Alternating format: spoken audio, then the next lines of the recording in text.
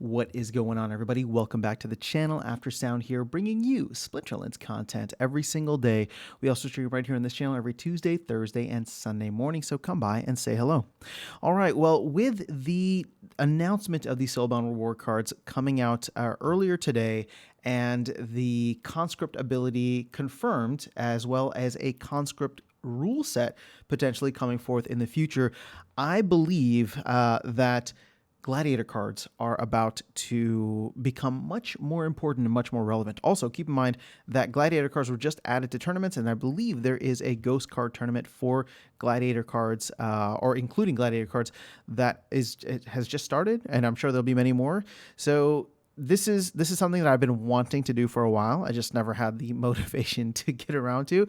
But now, with all of this stuff that's been happening and all the stuff that is about to happen over the next couple of weeks, I thought it'd be a good time to jump in and do a deep dive into these Gladiator cards. Now, I'm going to keep these videos short and sweet, so I'm just going to do one splinter per video, and we're going to start right here at Fire and go right down the line. So let's go ahead and jump in, and we'll start from top to bottom. Chimney Wall Stop.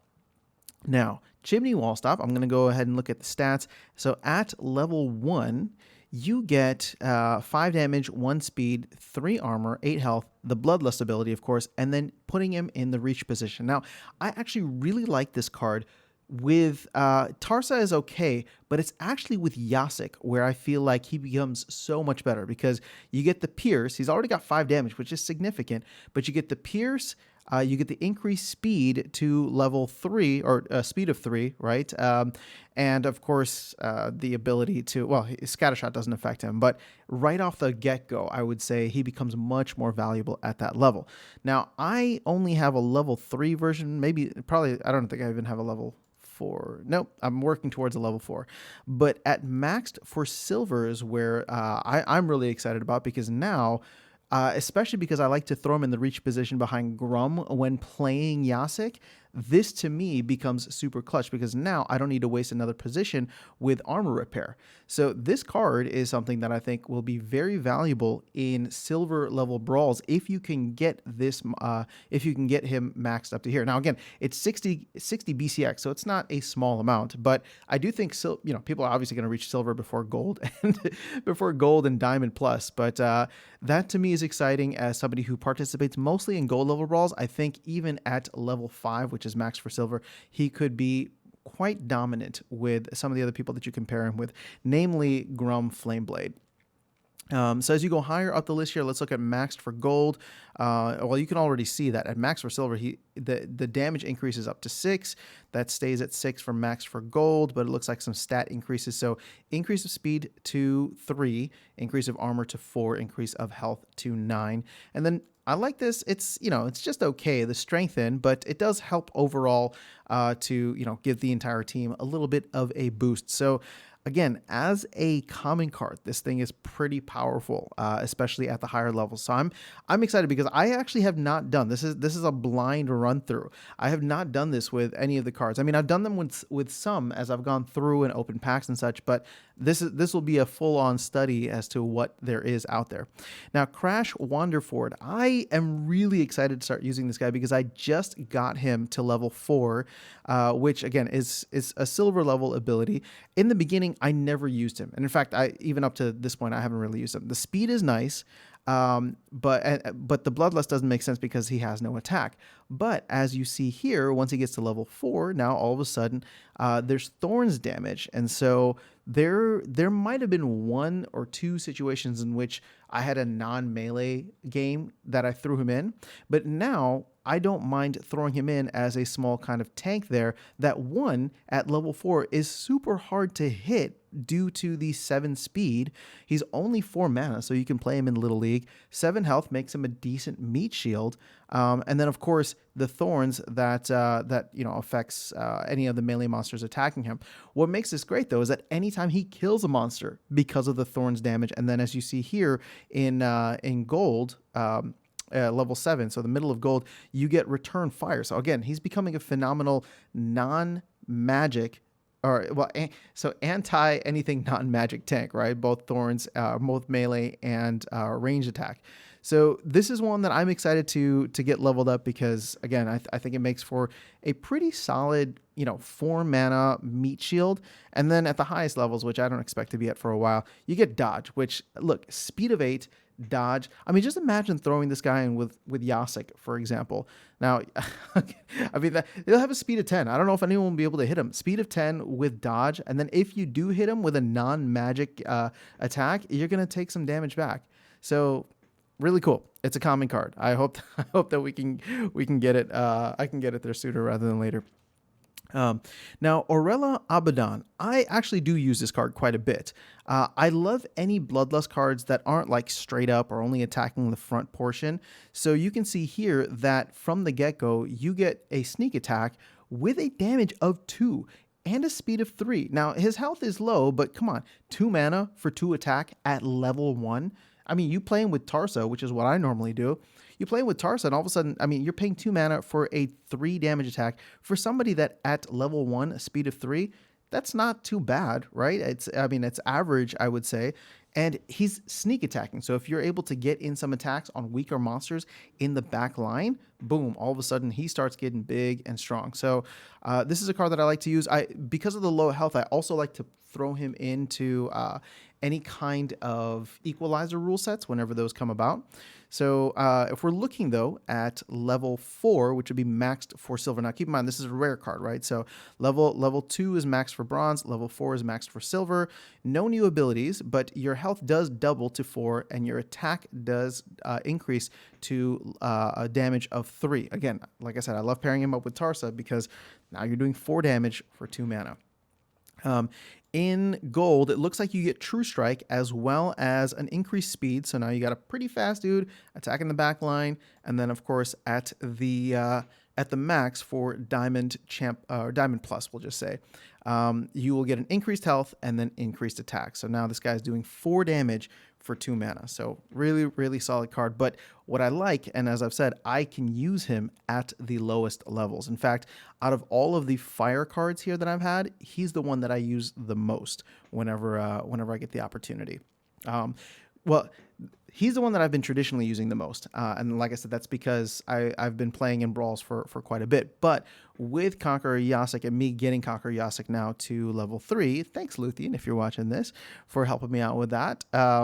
Now, Chimney Wallstop is one that I find myself using a lot more just due to the fact that, I mean, it can be super powerful. But 2 mana versus 10 mana, you're going to find yourself with many more opportunities to use Aurella, especially in those low mana games. Okay, Sarius, I'm not sure how you pronounce it. I can confidently say that I don't think I've ever used this card. Maybe if I've been forced to, but I don't even remember. Like at level 1, you get, 2 range damage, 3 speed of 3, 3 health. It's not terrible, but right now with Yasik, well, actually, really with Tarsa and also Yasik, like there's just so many better options in my opinion. And granted, I'm playing at gold, so I don't want to use like a level 1 card if I have, for example, a Lava Spider that I think could do much more, do much more, be faster, and all that. So, but as you go up, speaking of Lava Spider, what's interesting is you get the poison here too. But as you go up, I guess the speed doesn't increase. Your attack increases to 3. Your health increases to 5. So that's not bad at silver. Now, where this could get interesting, though, is at gold, because you do get that poison as well as more health. So now you're paying 3 mana for 3 attack with somebody who can take a hit, maybe even a couple of hits, and do some lasting damage with the poison. At the final level, I do like this card. I mean, it's 3 mana. You're doing 4 damage, speed of 4. Again, am I using it as much now? No.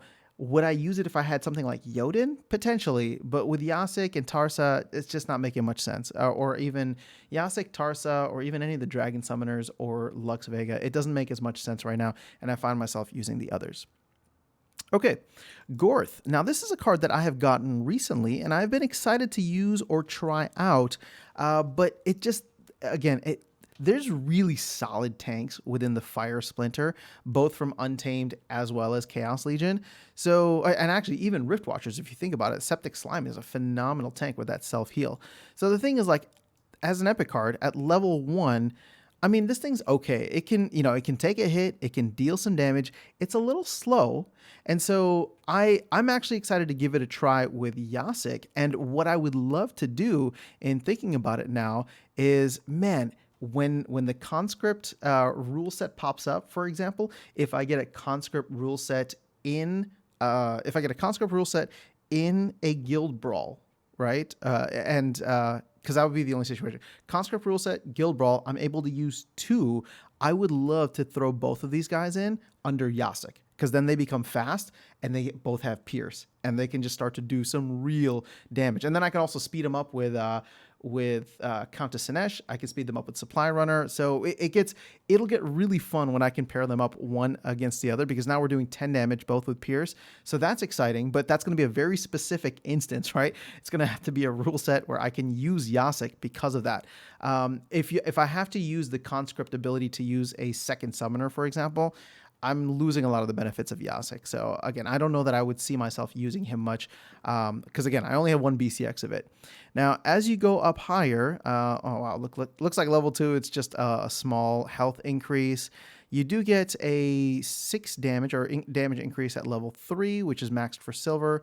And then when you get into the gold territory, it's kind of nice because you do get enrage, which, whoa, now that is going to be really fun with Yasik. Yo, that's going to be real. I mean, even with Tarsa, but I love the pierce that you get with Yasik. So this is going to be a fun one that I may mess around with if I'm able to get it up to the enraged ability. But and then at the highest levels, dude, this thing will be doing 10 damage enraged. 10 damage. Imagine this: 10 damage enraged. Your speed is buffed up by 2 with Yasik, so that goes up to 6, I believe, right? Oh gosh, I mean, this thing is and Pierce. I mean, this thing is going to be an animal, just absolutely ripping through people. But we are all, I mean, at least for me, I'm a very long ways away from that. I'm not, at least a 19 BCX away from that. And then finally, we have a legendary card, and I believe there's one legendary and one epic for each of these. Now, I do not have this card at all. You can see under my cards, I do not own one. This is one, though, that I really like. So here's the thing. I like any monsters that have like sneak or opportunity, that have the bloodlust ability, mainly because you can throw them anywhere. You can protect them in a lineup, and you'll see that as we go through the other splinters. There's other monsters that I really, really like, or other gladiator cards that I like that have the opportunity or a sneak ability. But this one stands out quite tremendously just because of the fact that at level 1, I mean, speed of 4, health of 7, so can take a hit, is quite fast. You're probably going to be one of the first to move.